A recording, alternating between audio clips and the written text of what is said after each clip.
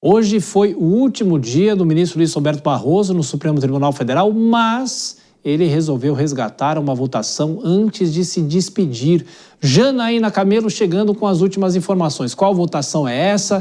Ele resgatou uma votação antiga aí do Supremo, não é isso? Bem-vinda, boa noite. Boa noite, Thiago, para você, para todo mundo que está assistindo a gente. Uma votação antiga e uma das mais importantes que tramita no Supremo Tribunal Federal, que é a descriminalização do aborto até a 12ª semana de gestação. Porque, Thiago, agora há pouco, cerca de 10 minutos atrás, o presidente do STF, o ministro Edson Fachin, decidiu abrir uma sessão extraordinária, reabrindo esse julgamento, e isso a pedido do ministro Luiz Roberto Barroso. Porque o que aconteceu? Mais cedo, no início da tarde, o ministro Barroso deu ali fez uma movimentação nesse processo, cancelando um pedido de destaque dele nesse julgamento. Um pedido de destaque acontece ali quando um julgamento acontece no plenário virtual e aí um ministro pede destaque, suspende o julgamento para ele ser julgado no plenário físico. Isso aconteceu, esse movimento de Barroso, pedindo destaque, aconteceu em 2023, logo depois que Rosa Weber, ministra aposentada, antes de se aposentar, ela fez exatamente esse movimento. O caso estava nas mãos dela, ela abriu esse julgamento, votou pela descriminalização e aí, na sequência, o ministro Luiz Roberto Barroso pediu destaque, suspendeu o julgamento. Então, estava nas mãos dele até agora. E já se especulava, quando ele anunciou ali a aposentadoria, e ele disse que ainda precisava dar alguns atos ali, algumas decisões, alguns processos ainda nas mãos dele. Então, já se especulava que ele poderia fazer alguma movimentação com relação a esse processo sobre o aborto, porque ele sempre disse publicamente, né, que ele realmente defende a descriminalização do aborto, mas ele sempre considerou um tema muito polêmico. Então, decidiu nunca reabrir esse julgamento. Mas, como último ato, antes da aposentadoria, ele pensou muito bem, decidiu sim colocar o voto dele nesse julgamento. Ele, inclusive, Thiago, ele fez esse pedido ao ministro Edson Fachin, que é o presidente, que é quem decide ali as pautas do julgamento, quem decide se abre o julgamento ou não. Ele fez esse pedido no meio da tarde e estava ali uma tensão, porque até agora o ministro Edson Fachin não tinha tomado uma decisão. Então, já estava se especulando se o ministro Edson Fachin, se o presidente ia deixar o ministro Barroso no vácuo e não inserir o voto dele nesse julgamento. Mas ele abriu. Inclusive, ele abriu a partir das 8 horas de hoje e não terminando hoje, porque hoje é o último dia do ministro Luiz Roberto Barroso como ministro do STF, mas ele deixou esse julgamento aberto até segunda-feira, até às 23 horas e 59 minutos de segunda-feira. Ou seja, algum ministro que queira antecipar também o seu voto tem o direito de antecipar o seu voto e apresentar ali seu posicionamento sobre esse tema. Mas já se sabe ali que na composição atual do Supremo não há maioria para descriminalização do aborto até a 12ª semana de gestação, mas Luiz Roberto Barroso já está aproveitando para deixar o voto dele ali registrado. Então, o julgamento, Thiago, daqui a um pouquinho o ministro ele deve apresentar o voto dele. O julgamento até então, se nenhum ministro antecipar o voto, fica ali em 2-0 pela descriminalização do aborto até a 12ª semana de gestação. Esse foi o último ato do ministro Luiz Roberto Barroso antes de deixar o Supremo Tribunal Federal. Thiago. E como você bem disse, a informação já está chegando, que o ministro já está depositando o voto dele, inclusive citando uma questão de saúde pública aqui no Brasil. A gente sempre soube que ele tinha essa defesa, a gente vai continuar acompanhando o plenário virtual, como você bem destacou. Hoje, Janaína, ainda sobre o Supremo, hoje o ministro Alexandre de Moraes tomou uma decisão, ele autorizou Jair Bolsonaro a fazer uma comemoração na casa e, bom, a Janaína perdeu o contato com a gente, daqui a pouco a gente retoma esse tema, porque amanhã é aniversário da filha do ex-presidente Jair Bolsonaro, então o ministro do Supremo, Alexandre de Moraes, autorizou que haja uma festa na casa, que eles podem receber pessoas, enfim. Daqui a pouco a gente volta com a Janaína, mas eu vou girar os nossos comentaristas aqui, vou perguntar para o Cristiano Vilara, começando por você, sobre essa decisão do ministro Luiz Roberto Barroso de querer votar nessa discussão, nesse tema, que é um tema sempre polêmico, gera muitas paixões, divisões, enfim. Mas, de qualquer forma, esse foi o último ato dele no Supremo. Vilela? Pois é, Tiago, eu vejo dois pontos importantes nessa antecipação de voto por parte do ministro Barroso.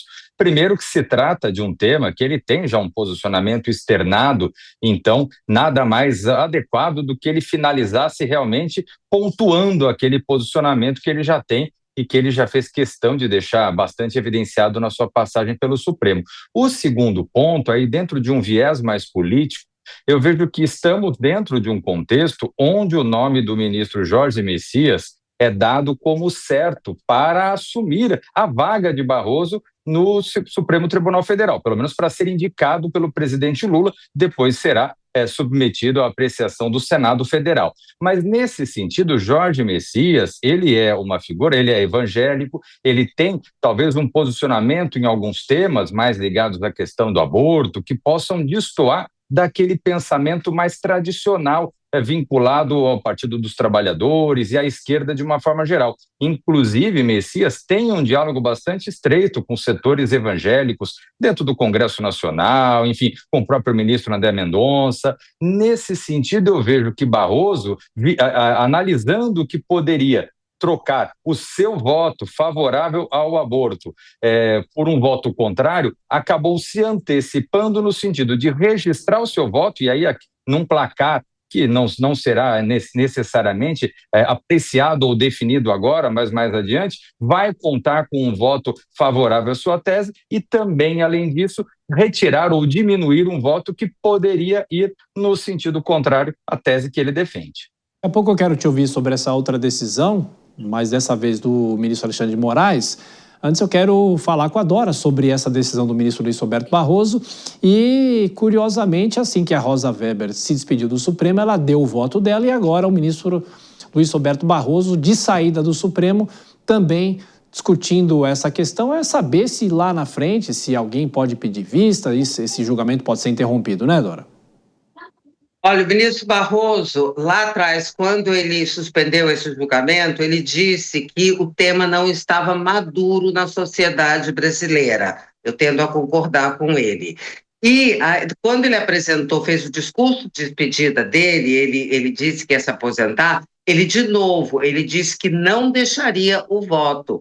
Então, tudo indica que ele realmente acha que é o Jorge Messias, ou acha ou sabe, não sei, que é o Jorge Messias, que certamente teria um voto contrário. E não é liberação do aborto, é descriminalização do aborto até 12 semanas, 3 meses de gestação. Porque dá a impressão que o que está sendo discutido é um liberou geral, e não é. É simplesmente deixa de ser crime, as mulheres deixam de correr o risco de ser presas ou denunciadas até 3 meses de gestação. É isso que está em discussão.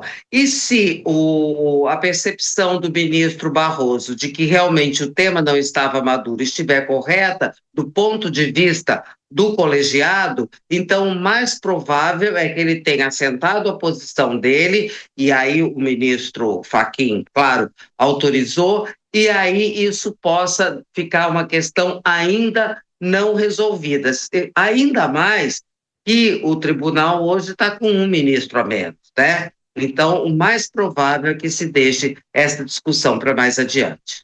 E, Vilela, sobre essa outra decisão, para que o ex-presidente Jair Bolsonaro possa comemorar o aniversário da filha nesse sábado, é uma decisão correta? Há muita discussão em relação a isso, que o Supremo seria muito rígido em relação ao ex-presidente. Como é que você avalia isso?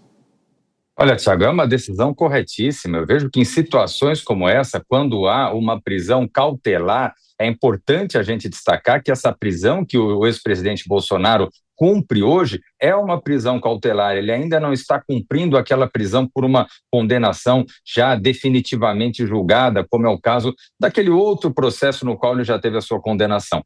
essa que ele cumpre, ela tem um caráter cautelar e num ato como esse, que é um ato familiar, comemoração de uma data importante, de 15 anos da filha, é algo que realmente justifica a presença de familiares, uma comemoração sem um grande estardalhaço. Então, eu vejo que, nesse sentido, age com uma absoluta correção o judiciário e esse tipo de prática deve seguir não só em relação ao ex-presidente Bolsonaro, mas, eventualmente, a outros réus, a outras pessoas que estejam nas mesmas condições de estarem presos de uma forma acautelatória e não de uma forma definitiva.